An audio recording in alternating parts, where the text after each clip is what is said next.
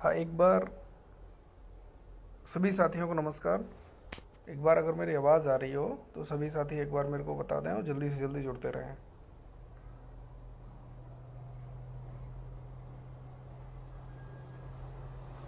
आवाज़ आ रही है मेरी?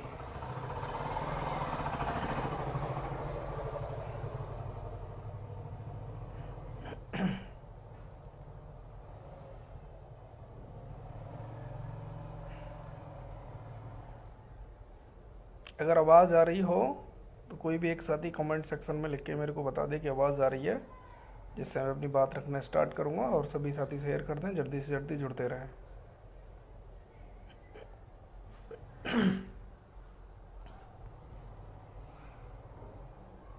राधे राधे रंजीत भैया, ठीक है। Thank you so much. Thank you Vikas Verma ji. मैं सभी साथियों को इंकु कुंतल हार्दिक अभिनंदन करता हूँ, वंदन करता हूँ। सभी साथियों को शुभ संध्या।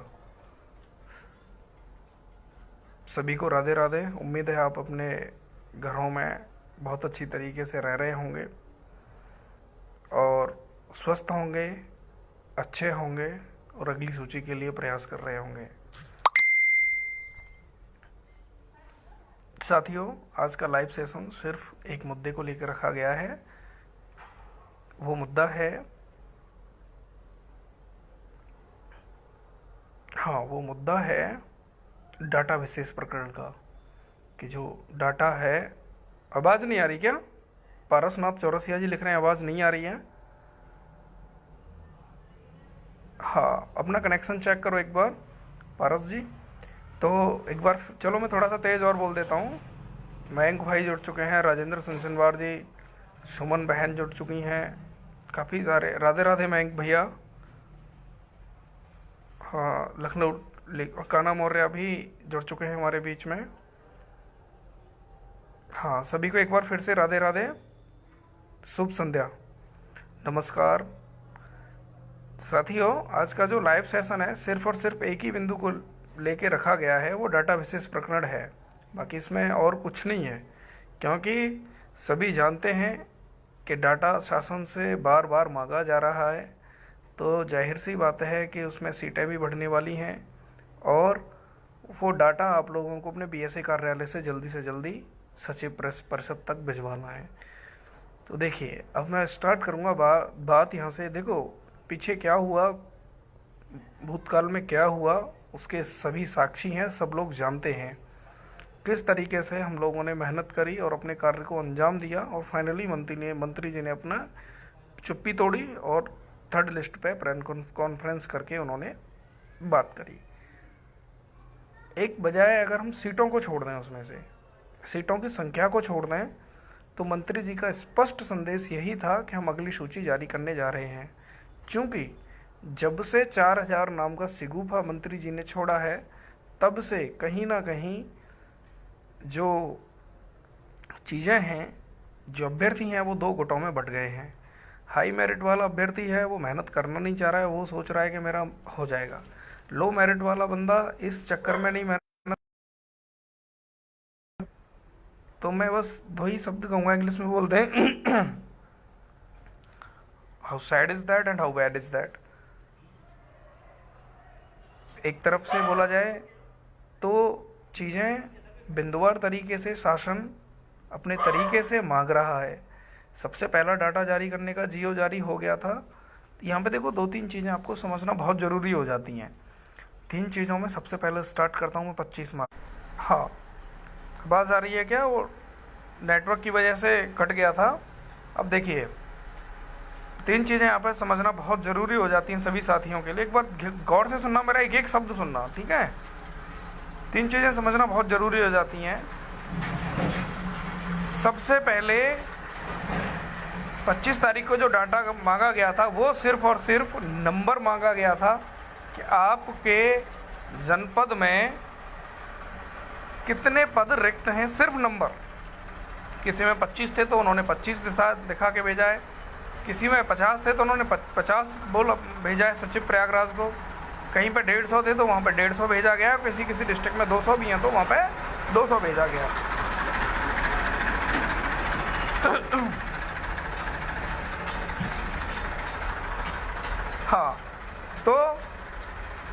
में भेजा गया था नंबर, होली से पहले जो डाटा था, तो वो पहुंच चुका था, ठीक है। दूसरी बार में 31 तारीख को एक लेटर वायरल हुआ, उसमें पूछा गया था कि आप सभी को अच्छी तरह से पता है कि जिस दिन हमने लिस्ट को खंगालना स्टार्ट किया था फर्जी लोगों के चक्कर में, रंजीत भाई के निर्देशन में जो लिस्ट चेक करने का जो प्रोग्राम स्टार्ट हुआ था वो मदर लिस्ट के थ्रू हुआ था। किसी किसी ज़िले की तो हमारे पास मदर लिस्ट आई थी, और बीएसए के यहाँ से बीएसए को शासन की तरफ से मदर लिस्ट मिली थी। मदर लिस्ट में क्या होगा, जैसे आप फॉर एग्जांपल समझ लिए, किसी किसी ज़िले की तो आपने जैसे लखीमपुर वगैरह की थी, हमीरपुर की थी, वो मदर लिस्ट वायरल हुई थी। जैसे उसमें रजिस्ट्रेशन नंबर था, रोल रजिस्ट्रेशन नंबर था, नाम था, फादर्स नेम था, कैटेगरी थी, और अपना आपका गुणांक था, आप कोई रिजर्वेशन तो नहीं ले रखा आपने, कोई एक्स्ट्रा रिजर्वेशन जो भी वर्टिकल हॉरिजेंटल टाइप का जो भी है वो था, वो सारी चीज़ें उसमें मेंशन थी, ठीक है। अब उसमें सारी चीज़ें जब मेंशन थी उसी मदर लिस्ट में, यानी जैसे मान लो मैंने फॉर एग्जांपल मयंक भाई स्क्रीन पे मेरे को देख रहे हैं तो मैं उनका नाम लेना पसंद करूँगा कि जैसे मयंक भाई ने सचिव हैं ये, इन्होंने डाटा भेजा मुझे, मैं बीएसए हूँ किसी डिस्ट्रिक्ट का, इन्होंने मेरे को 13 कॉलम बना के दिए मदर लिस्ट के। तो इन्होंने सिर्फ ये आदेश किया है बीएसए को कि आपको सिर्फ एक कॉलम बढ़ाना है आगे उस लिस्ट में, 14 नंबर कॉलम लगा के उसमें ये लिखना है कि जैसे पहला नाम है मान लो कोई रामकली देवी, रामकली देवी, फादर्स नेम मान लो कोई भी होगा फूल सिंह, उसमें आगे इनका जो भी डिटेल्स थे वो थे। लास्ट में इनको इसमें स्पष्टीकरण अभियुक्ति वाला लिखना है बीएसए को, इसका नियुक्ति पत्र निर्गत है तो लिखना है नियुक्ति पत्र निर्गत, अगर ये अनुपस्थित थी तो इनमें लिखना है अनुपस्थित, अगर ये थी अभिलेखों में विसंगति वाली संशोधन के कारण थी तो इसमें लिखना है विसंगति की संशोधन के कारण, अभिलेखों में विसंगति के कारण चयन निरस्त। सिर्फ ये डाटा बीएसए को मदर लिस्ट पे काम करना है। तो अब बहुत सारे साथी पूछ रहे हैं कि इन्होंने कैटेगरी वाइज डाटा ही नहीं मांगा, तो मैं उन साथियों को यहाँ पे बताना चाहूँगा मदर लिस्ट जो आई थी वो उसमें कैटेगरी साफ साफ मेंशन थी। अब जब ये वापस भेज रहे हैं तब भी उसमें साफ साफ मेंशन होगी, तो जब साफ साफ मेंशन है तो अलग से कोई डाटा मांगने की कोई ज़रूरत नहीं होगी। और ये अंतिम बार डाटा मांगा जा रहा है, ये डाटा सिर्फ और सिर्फ अंतिम बार है, और जैसे ही जिले के बीएसए इसको भेज देंगे अपनी सूची कंपाइलेशन होके अगले 2-3 दिन में आपको देखने को भी मिल जाएगी, इसमें कोई बड़ी बात नहीं है, ठीक है।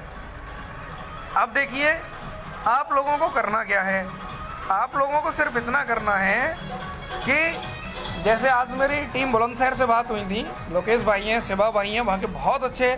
अगर मैं पूरे ज़िले में किसी एक टीम को नंबर देना चाहूँ कि भाई कोई अगर एक टीम है, 1-2 टीम के आप नाम बताओ जो सबसे बेस्ट काम कर रही हैं, तो मेरी नज़र में प्रयागराज टीम है और बुलंदशहर की टीम है। ये 2 टीम ऐसी हैं जिन्होंने अपना जी जान लगा दिया है इसमें। तो शिवा भाई से जब मेरी आज बात हुई तो उन्होंने बताया कि हम अपने बीएसए से जैसे ही मिले जाके तो वहाँ पे बोले कि हमने तो डाटा भेज दिया। एक्चुअली वो कन्फ्यूजन में थे कि हमने तो नंबर मांगा था वो भेज दिया, अगला लेटर पे इतना गौर नहीं दिया गया कि किस तरीके से भेजना है, भेजा भी तो बहुत गलत भेजा, और गलत भेजा तो रिजेक्ट हो के आ गया। तो आप लोगों को सिर्फ और सिर्फ निवेदन करना है, देखो हम किसी से लठ नहीं चला सकते जाके कि तूने डाटा क्यों नहीं भेजा, क्योंकि बीएसए हमें कोई जवाबदेह नहीं है। BSA is not accountable to us, वो हमसे है ही नहीं। ही और सी इज अकाउंटेबल टू ओनली सचिव, सेक्रेटरी महोदय के लिए है वो सचिव को ही आपको कुछ नहीं बता सकता, अगर उसके मन में होगी तो बता सकता है, लेकिन आप अगर निवेदन करोगे और अपनी संख्या लेके जाओगे तो हो सकता है आपको वो आश्वासन दे देंगे हम आज रात को कल शाम तक भेज देंगे, ठीक है साथियों। बाकी आप ये काम भी कर सकते हो कि एक ज्ञापन घूम रहा है, उस ज्ञापन को ले जाके आप डीएम को भी दे सकते हो। मतलब बीएसए जो बेसिक शिक्षा विभाग का जो अधिकारी हैं, ये सुस्त विभाग है पूरी तरीके से। आप देख लेना, आप 25 को डाटा मांगा, फिर 31 को डाटा मांगा, 3 तक नहीं पहुंचा तो फिर 5 को लेटर जारी कर दिया। तो मेरे भाइयों राधे राधे पंकज भाई, अगर डाटा टाइम से पहुंच गया तो लिस्ट भी टाइम से आ जाएगी, अगर डाटा टाइम से नहीं पहुंचा तो लिस्ट भी टाइम से नहीं आएगी। ये फैक्ट है, दोनों एक दूसरे के कंपोजिट हैं, कॉम्प्लीमेंट्री हैं।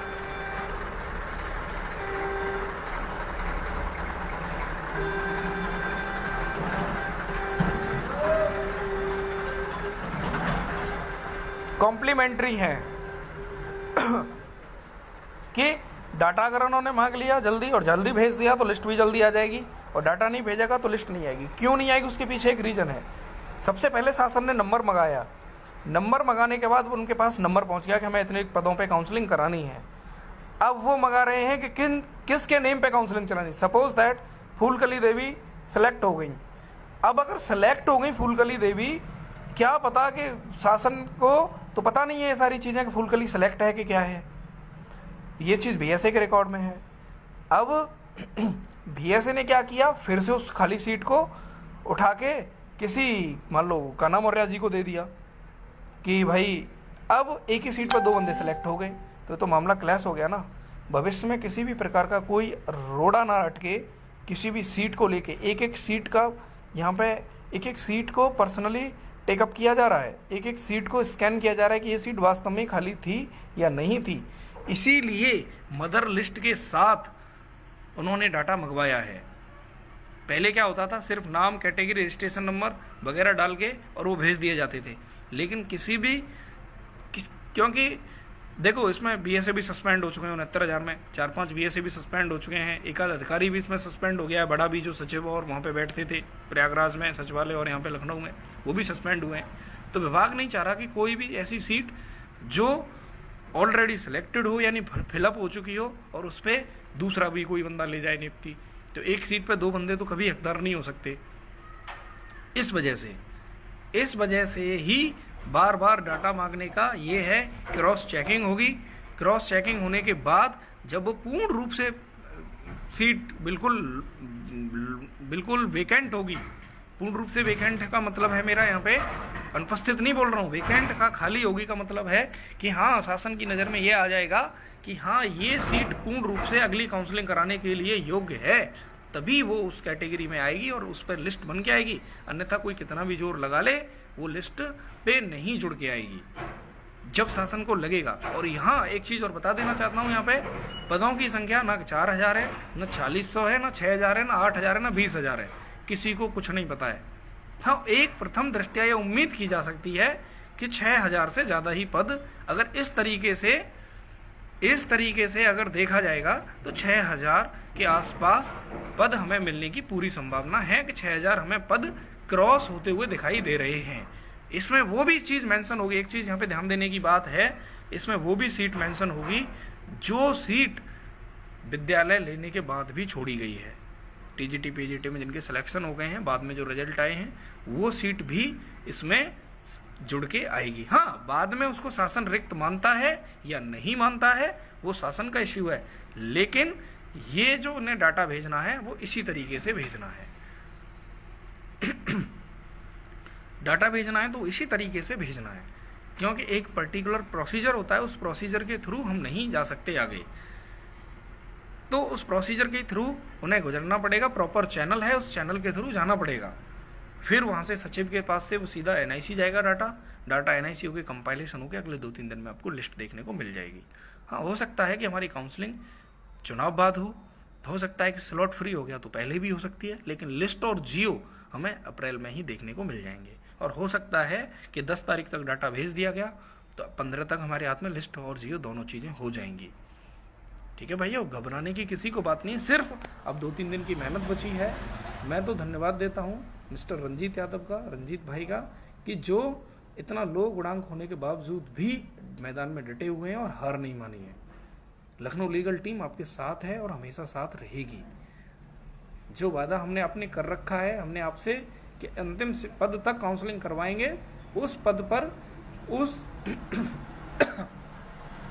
उस फैसले पर हम आज भी अड़े हैं। दूसरी चीज, लो मेरिट हाई मेरिट का बहुत बड़ा खेला चल रहा है सोशल मीडिया पे, इस वजह से भी हम लोग लाइव नहीं आ पा रहे हैं। कहीं कोई बात कोई उल्टी ना समझ ले कि इनका तो हो रहा है इसलिए ये लोग पहले जोर लगा रहे हैं, तो साथी ऐसा बिल्कुल भी नहीं है। अगर आज समय की सब पराकाष्ठा है, आज समय जिसके फेवर में है, जिसके पास है, आज उसकी मेहनत करने की बारी है। कल आपके में फेवर होगा तो हम आप लोगों के लिए भी करेंगे। हम तब भी मेहनत कर रहे थे, हमें पता थी कि हमारा इतनी सीट में भी हो जाएगा, तब भी हम मेहनत कर रहे थे और हम आगे भी मेहनत करेंगे।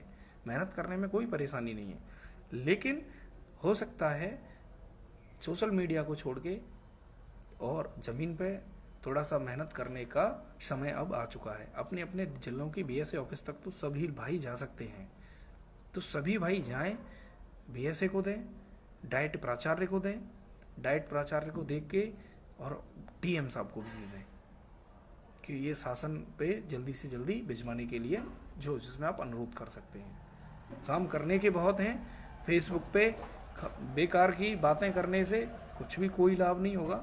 सिर्फ और सिर्फ जो भाई मेरी बात सुन रहे हो, मेरी बात जिन तक पहुंच रही हो, वो भाई मेरे हाथ जोड़ के आपसे निवेदन है कि अपनी जिलों के बीएसए ऑफिस तक जाएं।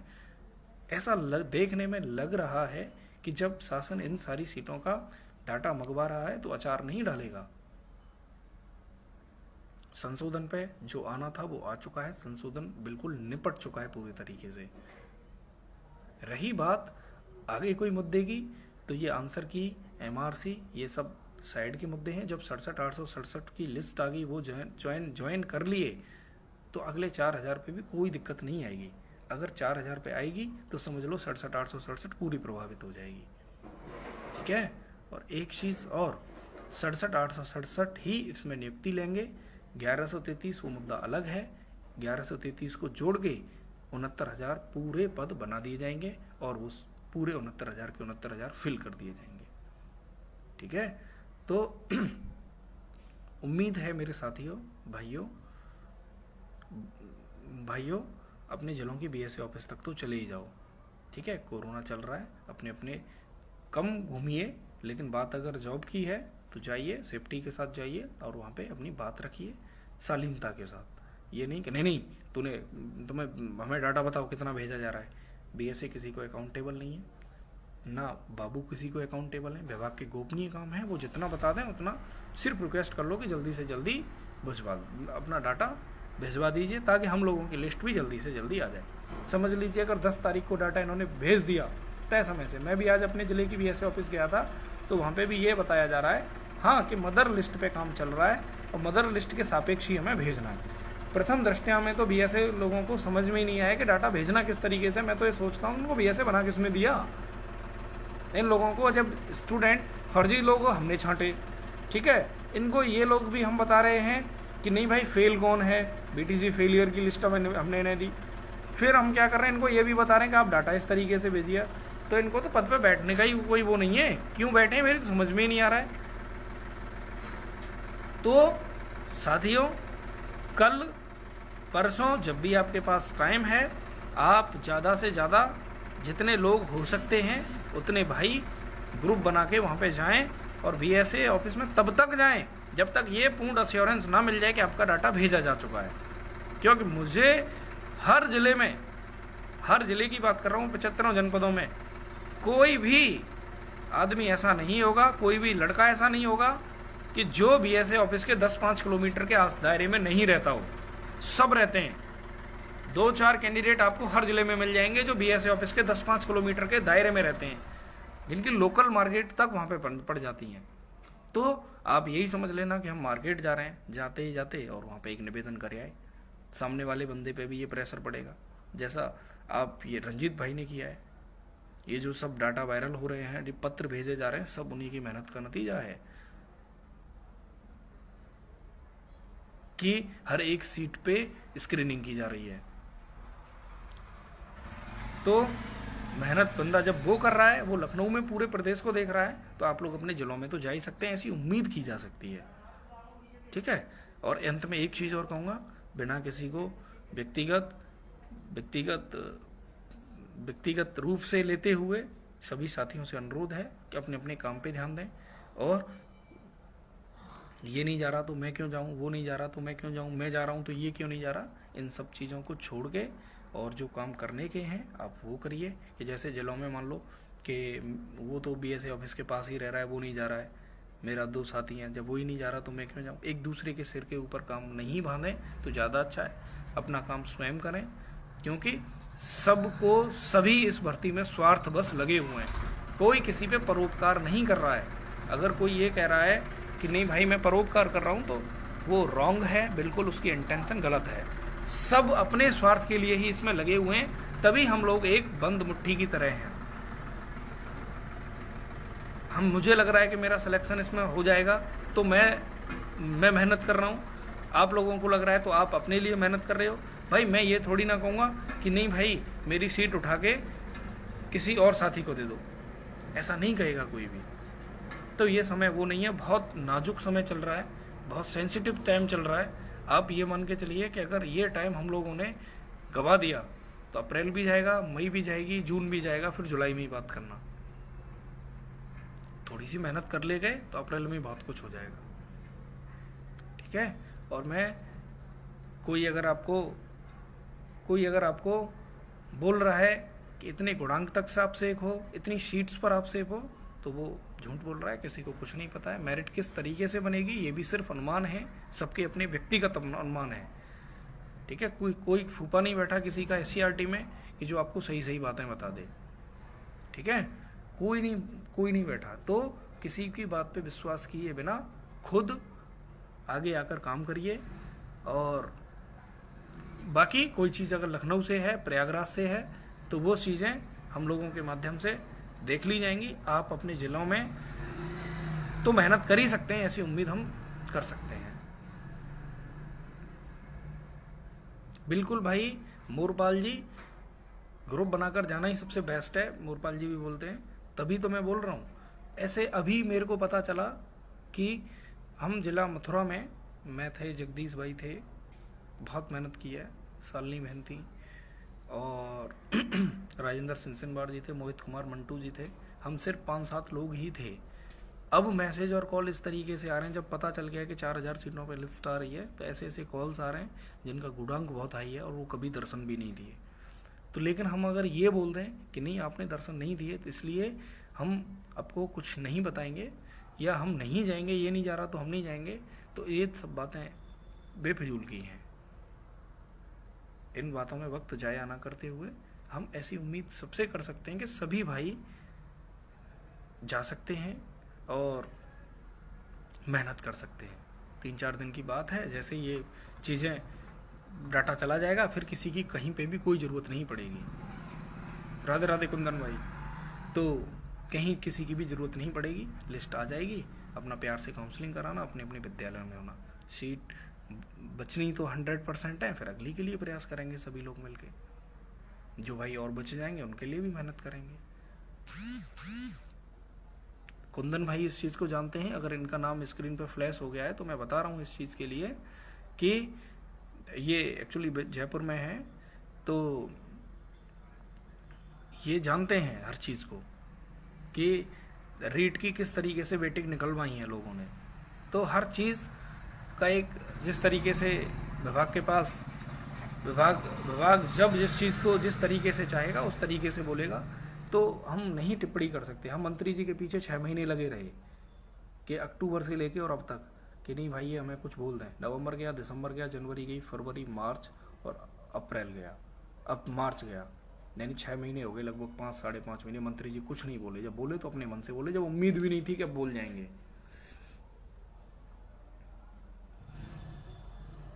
ठीक है,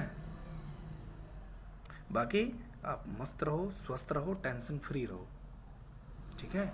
कोई दूसरा इश्यू इसमें नहीं है, सिर्फ और सिर्फ हमारी सीट में, हमारी जो काउंसलिंग में जो समय लग रहा है लिस्ट आने में, वो सिर्फ डाटा ना पहुंचने की वजह से लग रहा है, ना कि किसी और मुद्दे की वजह से। कोई अगर ये कहे कि MRC आंसर की वजह से अगर लग रहा है तो गलत बोल रहा है। कोई मुद्दा किसी भी तरीके से इफेक्ट नहीं डालेगा, सिर्फ और सिर्फ अगर लग रहा है टाइम तो डाटा BSA टाइम से नहीं पहुंचा रहे हैं इस वजह से। तो अब आप लोग सिर्फ और सिर्फ, मैं यही उम्मीद करता हूं भाई सभी लोगों से, सभी साथियों से जो हमसे जुड़े हुए हैं काफ़ी विगत समय से, कि अपने अपने ज़िले में जाएं, ग्रुप बना के जाएं और BSA के सामने अच्छी तरह से अपनी बात रखें, शालीनता के साथ, तल्लीनता के साथ, संयम के साथ, और वहाँ से जो जानकारी मिलती है वो साझा करें हमारी टीम के साथ। और बहुत उम्मीद है कि बहुत जल्दी लिस्ट देखने को मिल जाएगी। डाटा पहुँचने के तुरंत बाद लिस्ट रिलीज हो जाएगी, कोई रुकावट नहीं है लिस्ट में। बाकी अगर किसी का कोई एक आध सवाल है तो वो मैं ले लेता हूँ, नहीं तो लाइव सेशन ख़त्म करता हूँ, ठीक है। क्योंकि देखो चंद नाम हैं वैसे तो बहुत जाने अनजाने चेहरों ने काम किया है इसमें, जो आज हम इस मुकाम तक पहुंच रहे हैं धीरे धीरे, क्योंकि हम सिर्फ सफलता से एक कदम दूरी पर ही हैं। डाटा पहुंचेगा, लिस्ट आ जाएगी, वो एक कदम बस है। और नवनीत कुमार जी बोल रहे हैं, बदायूं जिले से अगर कोई बीएसए ऑफिस जा रहा है तो नवनीत कुमार जी से, जो मेरे कमेंट सेक्शन में है, इनसे संपर्क कर लें, कल इनके साथ जाएं। और दूसरी एक और चीज़, बहुत जाने अनजाने चेहरों ने काम किया है, लेकिन प्रमुखतः जिन लोगों ने काम किया है वो लोग कुछ चंद ही नाम हैं, तो वही लोग सिर्फ सिलेक्शन नहीं लेंगे, सबकी जिम्मेदारी बनती है। चलो आपने तब काम नहीं किया जब लिस्ट स्कैन हो रही थी, कोई बात नहीं। आपने तब काम नहीं किया जब आपको लखनऊ और प्रयागराज बुलाया जा रहा था, कोई बात नहीं। अब तो आपको कंफर्म हो रहा है कि हमारा 4-5 हज़ार 6,000 सीटों में हो रहा है, तो अब तो आप अपने जिलों से निकल के अपने दर्शन दे सकते हैं बीएसए को जाके। अपने मुखार बिंद से 2 शब्द ही बीएसए को सुना दें, क्योंकि बार बार एक ही चेहरा जब सामने बीएसए के जाता है तो हर जगह से डांट सुननी पड़ती है। तो नया चेहरा जाएगा तो शायद आपके चेहरे को देख के और बीएसए बोल दे कि अरे आप प्रभु इतने दिन से कहाँ थे आप। तो थोड़ा सा आप अपने घरों से निकलिए, सबसे मैं यही उम्मीद करता हूँ, सबसे यही आशा करता हूँ, सबसे यही विनती करता हूँ। बाकी देखो, हमारी टीम कोई कसर नहीं छोड़ रही है कहीं पे भी, ना रंजीत भाई, ना राजवंशी संतोष, ना मयंक जी, ना बहन सुमन कुमारी जी, ना काना मौर्य जी, ना सुमित कुशवाहा, ना लालू यादव, ना पंकज यादव, कोई नहीं है। हम लोग आपके साथ हर स्थिति में खड़े हुए हैं। तो बस आपसे अपेक्षा ये करते हैं कि अपने जिलों में आप जाएं और वहाँ पे अपनी बात को रखें, ठीक है भाई। गुणांक से रिलेटेड कुछ भी कोई नहीं बता सकता। सीट मैं बता चुका हूँ। प्रथम दृष्टया ये लग रहा है कि जिस तरीके से डाटा मांगा जा रहा है, 6,000 से ऊपर सीट जाने की मुझे, मेरे हिसाब से वो है। बाकी मैं कोई परफेक्ट नहीं बता रहा हूँ, सीट गवर्नमेंट के ऊपर है। हो सकता है 7 भी हो जाए डाटा, 8 भी हो जाए, और हो सकता है कि 4 भी हो जाए और 2 भी रह जाए, कुछ नहीं कह सकते सीटों में, ठीक है।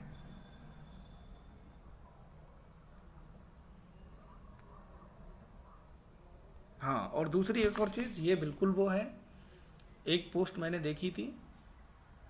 मेरी एक आदत है कि मैं किसी चीज़ को तुरंत उसमें नहीं लेता हूँ, कोई दिक्कत नहीं, सोशल मीडिया सबको कहने का अधिकार है। आप परेशान हो जाते हो, किसी ने अगर ये डाल दिया पोस्ट के सारी सीट सामान्य में जाएंगी, अब किसी ने पोस्ट डाल दिया ओबीसी में जाएंगी, किसी ने पोस्ट डाल दिया एससी में जाएंगी। तो भाई आप लोग पढ़े लिखे हो, 90-97 पास हो, और पॉइंट से, सिलेक्शन से कुछ ही पॉइंट से रुके हो। तो आपको एक चीज़ बताना चाहूँगा मैं, अपने बुद्धि विवेक पर इस्तेमाल करें। ऐसा कभी नहीं होगा किसी एक विशेष वर्ग को वो सीटें दे दी जाएँ। जिस कैटेगरी में सीट खाली हुई है उसी कैटेगरी में सीट दी जाएगी। बस इतना सा आप लॉजिक समझ लीजिए। रिक्त पदों के सापेक्ष आ रही है, ना कि फ्रेश आ रही है। फ्रेश आती तो उसमें नॉर्मल रिजर्वेशन पॉलिसी वगैरह लगती, ठीक है। बाकी इस पर मैं तो नहीं बोलूँगा,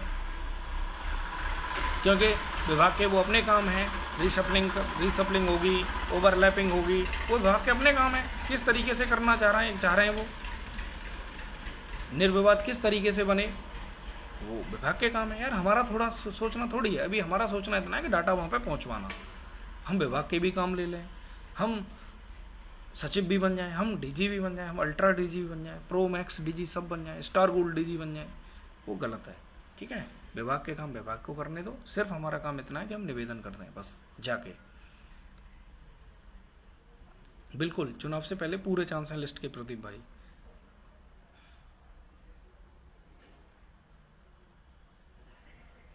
बिल्कुल बिल्कुल मोरपाल जी, बिल्कुल आप सही कह रहे हैं। जितने ज़्यादा लोग जाएंगे संपर्क करने को, उतना ही सटीक डाटा आने की पॉसिबिलिटीज़ बढ़ जाती हैं, क्योंकि जब तक अधिकारियों को लगता है कि जो लोग जागरूक हैं वो ज़्यादा प्रेशर बनता है। बिल्कुल सही बात है आपकी। बहुत बहुत धन्यवाद गिरीश वर्मा जी आपका। भैया बताइए, क्या जनरल की सीट खाली होगी तो उस पर जनरल के ही बच्चे होंगे? कहने का मतलब जो यूआर की सीट है उसमें जनरल होंगे या अदर बैकवर्ड भी? देखिए, मैं संदीप भाई आपको बताना चाहूँगा, ये सब विभाग की पॉलिसीज़ होती हैं, इस पर ना सोचें तो ज़्यादा बढ़िया है, ठीक है। क्योंकि मैंने अभी एक मिनट पहले आपको बताया था कि विभाग के काम हैं। हाँ, इतना ज़रूर है, कोई अगर ये सोच के बैठा है कि इसमें सामान्य आरक्षण पॉलिसी फॉलो होगी, तो वो नहीं होगी। 50% यूआर को मिल जाए, 27%, 21%, ये नहीं होगा। रिक्त पदों के सापेक्ष आ रही है, तो जिस कैटेगरी में जितनी सीट खाली होंगी उसी हिसाब से आएगी, और रीशफल भी देखने को मिलेगा। बस इतना कहना चाहूँगा मैं, और कोई इसमें नया नहीं है।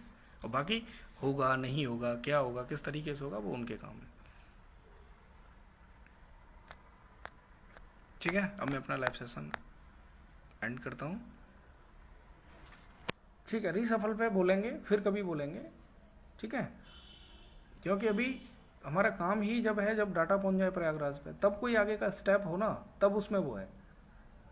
तो रीसफल भी बोलेंगे, आरक्षण पॉलिसी पे भी बोल देंगे, सब पे बोल देंगे, लेकिन अभी जो करने के काम है अजय यादव जी, वो करिए। अपने जिलों की बीएसए ऑफिस तक जाइए, फिर आपको बताएंगे। ठीक है, कोई साथी परेशान ना हो, सीटें खूब मिल रही हैं। प्रथम दृष्टया ऐसा लग रहा है कि 6000 से ऊपर सीटें, बाकी देखो जितनी होती हैं सबके सामने आऊंगी। श्योरिटी कोई किसी की नहीं है। गुणांक, सीट्स, इनके आंकड़ों से बिल्कुल दूर रहें। ठीक है, किसी को कुछ नहीं पता है। ठीक है, आप सभी साथियों को अपना कीमती समय देने के लिए आप सभी साथियों का दिल की अनंत गहराइयों से बहुत बहुत धन्यवाद। आपका समय शुभ हो। शुभ संध्या, राधे राधे।